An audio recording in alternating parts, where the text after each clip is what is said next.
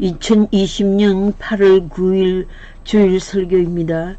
성경 말씀은 마태복음 14장 22절에서 33절까지입니다.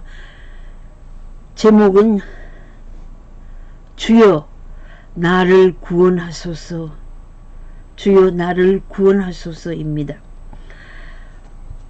성경 본문을 읽겠습니다. 예수께서 즉시 제자들을 재촉하사 자기가 무리를 보내는 동안에 배를 타고 앞서 건너편으로 가게 하시고 무리를 보내신 후에 기도하러 따로 산에 올라가시니라. 저물매 거기 혼자 계시더니 배가 이미 육지에서 수리나 떠나서 바람이 거스름으로 물결로 말미암아 고난을 당하더라. 밤 사경에 예수께서 바다 위로 걸어서 제자들에게 오시니 제자들이 그가 바다 위로 걸어오심을 보고 놀라 유령이라 하며 무서워하여 소리 지르거늘 예수께서 즉시 이르시되 안심하라, 나니 두려워하지 말라. 베드로가 대답하여 이르되 주여 만일 주님이시거든 나를 명하사 물 위로 오라 하소서 하니 오라 하시니 베드로가 배에서 내려 물 위로 걸어서 예수께로 가되 바람을 보고 무서워 빠져 가는지라 소리질러 이르되 주여 나를 구원하소서 하니 예수께서 즉시 손을 내밀어 그를 붙잡으시며 이르시되 믿음이 작은 자여 왜 의심하였느냐 하시고 배에 함께 오르매 바람이 그치는지라. 배에 있는 사람들이 예수께 절하며 이르되 진실로 하나님의 아들이로소이다 하더라. 아멘. 오늘은 해방 75주년을 맞는 광복절을 6일 앞둔 주일입니다. 특히 금년 광복절에는 범국민대회 애국집회를 가집니다. 대한민국 자유민주주의 체제를 지키기 위해 문정권 내려오라는 함성으로 청와대 진입을 목적하고 있습니다. 무저항주의로 평화 시위를 합니다. 문정권은 지난 4년간 국민들의 마음에 분노를 폭발시켜 왔습니다. 부정부패 비리 사건과 거짓 평화 사상은 대한민국의 배가 광풍을 만나 국민들이 아우성치고 있는 현실입니다. 이런 현실을 뚜렷이 바라보고 바다 물 위로 걸으신 예수님의 기적의 본문을 선택하였습니다. 예수께서 5,000명을 먹이신 기적은 부활사건 다음의 큰 기적입니다.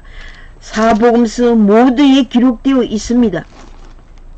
그 당시에 갈릴리 사람들은 정치, 경제, 종교적으로 억눌린 상태에 처해 있었습니다. 현재 우리나라가 정치적으로 공산 인민 독재주의와 전체주의 사상으로 압박을 받고 경제 폭망으로 절망 가운데 아우성을 지르고 있고 종교적으로 물질 문명에 타락하여 이 세상의 풍조에 빠져 있는 대혼란의 광풍의 위기를 맞이하였습니다. 예수님께서 억압받고 있는 갈릴리 사람들에게 특별한 연민을 가지시고 그들 중에서 제자들을 삼으셨고 예수님의 목회 시작의 중심지로 갈릴리를 선택하셨습니다. 예수님은 그들에게 필요했던 영적인 양식과 더불어 육적인 양식을 채워주심으로써 구체적인 사랑을 보여주셨습니다. 동시에 5,000명을 먹이신 기적은 생명의 떡이 되신 예수님 자신에 대한 증거를 보여주신 것입니다. 여자들과 어린이들을 제외한 5,000명의 군중들은 배불리 먹었습니다. 50명, 100명씩 때를 지어 모여온 군중들을 헤아려 보세요. 이들에겐 이 사람은 참으로 세상에 오실 그 선지자라 라는 대망을 가지게 되었습니다. 그들 중 일부는 강렬한 민족주의자들로 예수님을 로마 제국의 압제로부터 자기들을 해방시켜 주실 정치적 메시아로 기대했습니다. 예수님을 억지로 잡아 임금 삼으려 했기 때문에 무리를 피하여 산으로 가셔서 밤 기도를 하셨습니다. 제자들이 타고 간 배는 강풍을 맞았습니다. 제자들이 무서워 소리 지르고 있을 때 밤 4경에, 즉 새벽 3시에서 6시 사이를 말하는데 아마 4시경에 바다 위로 걸어서 제자들에게 오셨을 것입니다. 오늘날도 한밤중에 강풍을 만나 배가 뒤집히는 생명의 위험에 있을 때 주님께서 우리들을 찾아오십니다. 여러분들이 타고 있는 배는 안전하십니까? 세상은 급변의 시대에 새로운 가치 혁명을 부르짖고 있습니다. 자본주의의 물질 만능주의의 타락상에서 새로운 사회 질서의 이념을 창출하려고 몸부림치고 있습니다. 그렇다고 해서 공산 독재주의를 따를 수 없지 않습니까? 공산사회주의도 실패했기 때문입니다.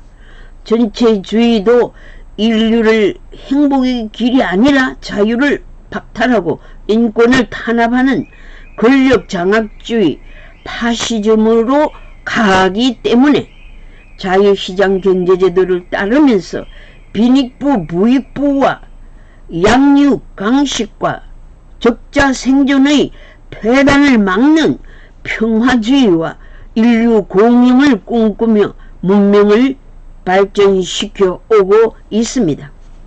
세계 패권주의와 무역 전쟁과 디지털 테크놀로지 기술 혁명의 시대의 전쟁에서 약소국가들과 가난한 자들의 울부짖음의 배를 생각해 보세요. 우리는 세상의 변혁의 강풍에 다 죽게 되어노라는 아우성을 치고 있습니다. 예수님께서 이 아우성에 외면하시고 계십니까? 그럴 수 없습니다. 사방이 산으로 둘러싸인 갈릴리 바다에 때때로 돌발적인 강풍이 일어난다고 합니다. 이 세상의 파도는 항상 세차게 일어납니다. 여러분들이 타고 있는 배에서 안주하실 수 있습니까? 금융투자의 배에 타서 안심하십니까? 부동산 투자의 배에서 안심하십니까? 수십억짜리 고급 아파트 배에 타서 안심이 됩니까? 몇십억, 몇백억의 땅과 호화주택의 배를 준비하여 자자손손 행복을 누리겠다는 배가 노아의 방주처럼 안전합니까? 나의 주위에 렌트값이 오르고 전세로 들어갈 수 있는 집이 없어지고 자택을 가진 자들도 재산세의 폭등으로 살아가기 어려워 삶을 포기하고 있습니까? 될 대로 되라. 캐세라 세라는 스페인어로 이루어질 일은 언제든 이루어진다는 긍정적인 의미를 담고 있습니다. Whatever will be, will be 로 긍정적인 삶을 노래한 것이지만 반면으로 부정적으로 삶을 포기하는 자들도 많습니다. 배째라, 슈미, 정부에서 나를 설마 죽이겠는가? 죽이려면 죽어주지 라고 쉽게 절망에 빠지는 자들이 되면 동물과 다른 인간 존엄성을 스스로 포기하는 행위로 창조자를 거역하는 범죄의 길에 빠지게 됩니다. 예수님은 내가 곧 무엇이니 헬라어로 에고 에이미라는 엄숙한 선언을 통하여 자신의 인격과 사역의 중요한 면을 강조하셨습니다. 자신을 왕으로 삼으려는 군중들과 자신을 따르는 제자들을 피하여 무슨 기도를 깊이 하셨을까요? 저녁부터 시작하여 새벽에까지 기도를 하신 장면을 본문에서 찾아볼 수 있습니다. 요한복음에서 7번이나 내가 곧 무엇이니 라는 표현이 나옵니다. 내가 곧 생명의 떡이로라. 두 번째로 나는 세상의 빛이니 나를 따르는 자는 어두움에 다니지 아니하고 생명의 빛을 얻으리라. 세 번째는 나는 양의 문이라. 네 번째 나는 선한 목자라. 다섯 번째 나는 부활과 생명이니. 여섯 번째 나는 길과 진리와 생명이니. 일곱 번째 나는 참 포도나무요 라고 선언하셨습니다. 예수님께서 이 막중한 사역을 감당하시기 위해 하나님께 깊은 대화의 기도를 항상 하셨습니다. 예수님의 활동 초기에는 많은 사람들이 이적과 기사와 그의 가르침에 감탄하여 예수님을 따랐습니다. 심지어 예수님께 적대적인 유대인들은 예수님을 군중들을 선동하는 거짓 선지자요, 폭도의 우두머리라고 비난까지 했습니다. 예수님은 아버지 하나님과의 깊은 대화를 통해 하나님께서 가르쳐 주신 대로 교훈을 하셨고 하나님의 영광을 구하시면서 사역하셨습니다. 오로지 내 뜻대로 마시고 아버지의 뜻대로 하시옵소서라는 하나님 중심으로 사역을 하셨습니다. 자신의 몸을 희생시켜 죄를 속량하는 사명을 아셨습니다. 내 생각으로는 도저히 십자가에 죽을 수 없습니다. 그렇지만 하나님, 아버지, 이 잔을 내게서 옮겨주십시오 라고 겟세마네 동산에서 땀이 핏방울로 변하기까지 기도하셨습니다. 억조 찬생의 죄를 용서하시기 위해 모든 고초와 아픔을 참으셨습니다. 하나님의 뜻에 절대 복종하셨습니다. 예수님이 살아계신 하나님의 아들이심을 믿는 자마다 영생을 얻게 하셨습니다.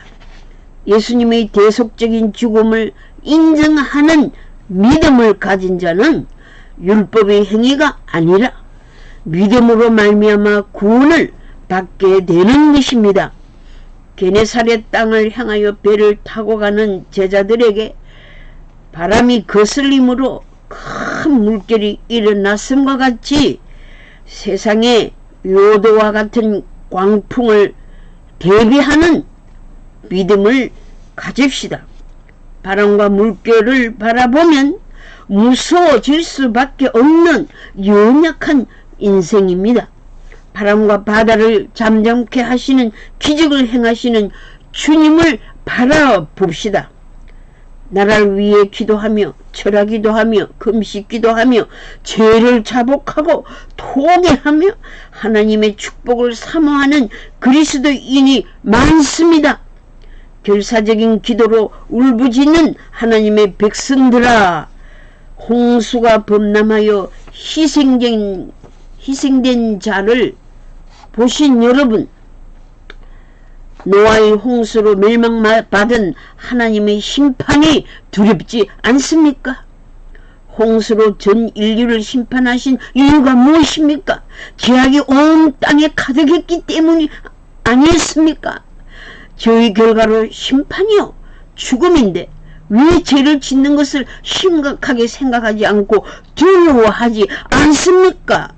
성경은 양심이 화인을 맞았기 때문이라고 말씀하십니다. 화인 맞은 양심을 가졌다는 것은 무슨 의미입니까? 사람들이 믿음에서 떠나 미혹하는 영과 귀신의 가르침을 따르리라. 오늘날 한국의 정치 지도자들이 잘못된 사상을 가진 것은 미혹하는 영과 귀신의 가르침을 따르기 때문입니다. 사람의 양심이 새 도장에 불을 달아서 피부를 태워 찢어내는 도장을 받은 자 같은 것입니다. 외식함으로 거짓말하는 자들입니다. 거짓말 정권이 되어버렸어요. 죄를 무서워하지 않는 자는 하나님을 무서워하지 않는 자이며 지옥 형벌에 대한 엄연한 하나님의 말씀을 믿지 아니하는 자입니다. 캄캄하고 거센 풍랑 속에서 어떻게 고난을 극복할 수 있습니까? 다른 제자들은 무서워만 하고 있을 때 그래도 베드로는 믿음이 있었습니다. 만약 주님이시면 나로 하여금 당신처럼 물 위로 걸어오라고 명하소서라고 했습니다. 그때 예수님께서 너니 두려워 말라라고 하시고 물 위로 걸어오라고 하셨습니다.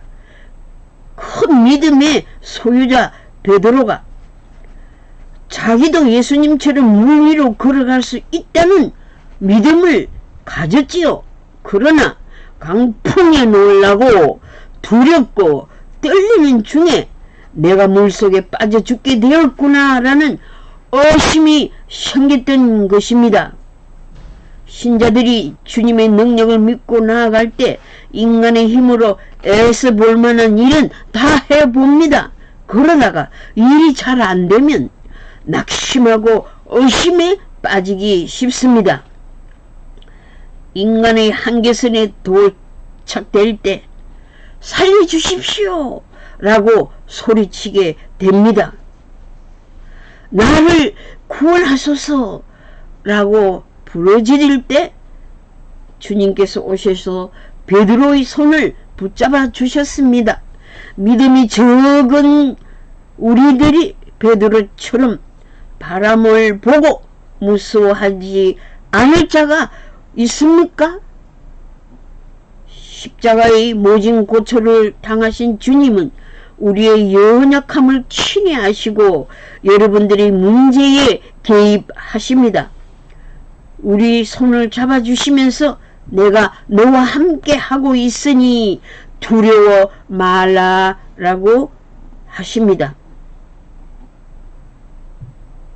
의심하지 말고 하나님을 믿으니 또 나를 믿으라고 권면하시는 것입니다. 여러분들의 배가 풍랑을 만나 인간의 힘으로 해결할 수 없을 때 나를 도와주소서 라고 구원을 요청하십시오. 대한민국의 배가 정치 이념의 광풍을 만났습니다. 무서운 광풍에 살려달라고 부르짖고 있는 여러분, 전능하신 하나님의 권능을 믿고 바람과 바다를 잠잠하게 하실 주님을 바라봅시다. 여러분들의 배에 주님께서 오르시면 바람이 그치게 됩니다. 주님께서 대한민국과 세계에 일어나는 광풍을 잔잔하게 하실 수 있습니다. 대한민국의 배에 예수님을 모시면 진실로 하나님의 아들이심을 고백하게 될 것입니다. 나아가 이 민족의 역사의 아픔을 건너 북한의 동포들을 주사파의 집단 폭력과 인권 박탈에서 건져내야 합니다. 공산사회의 사상을 몰살하고 더 나아가 세계 시민들이 하나님을 경외하게 되어 공산사회주의 사상을 타파하고 경제위기의 풍랑을 극복하며 자유와 평화를 누리는 인류의 미래시대를 열어갑시다. 하나님께서 대한민국과 세계에 일어나는 홍수와 불의 자연재앙과 인류 스스로가 만든 과학의 핵무기와 방어 무력무기와 생화학 살생무기와 QR코드 시스템, 퀵 리스판스 코드의 매트릭스 바코드로 정보 전쟁에서 희생제물이 되지 않기 위해 믿음으로 무장하여 선한 싸움을 싸워 승리합시다. 미래 정보사회의 불확실성에 대비하여 믿음으로 30년 이후의 대한민국, 50년 이후의 대한민국, 100년 이후의 대한민국을 그려봅시다. 꿈이 있는 백성은 망하지 않는다고 하셨습니다. 미래 먹거리 산업인 친환경 에너지 이용과 제약회사와 바이오 기업을 발전시키며 우주 자원개발 시대를 열어가는 지혜로운 백성이 되기를 축복합니다. 미래에 대한 지식과 하나님의 권위와 섭리에 대한 지식을 가진 백성이 되기를 축복합니다. 환난 날에 나를 부르라. 출애굽기 22장 27절에 나옵니다. 시편 50편 15절에 환난 날에 나를 부르라. 내가 너를 건지리니 내가 나를 영화롭게 하리라고 하셨습니다.